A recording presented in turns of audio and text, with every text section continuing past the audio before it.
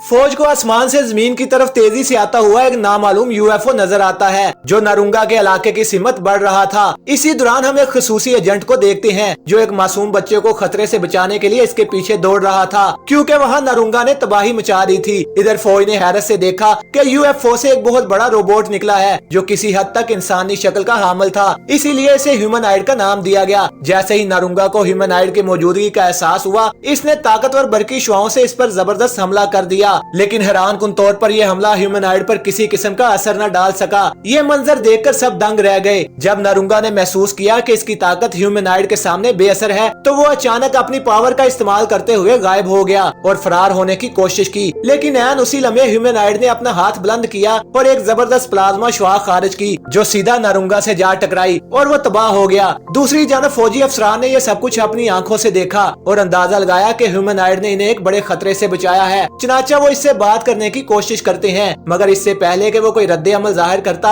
Humanoid तेजी से फजा में बुलंद हुआ और नजरों से ओझल हो गया।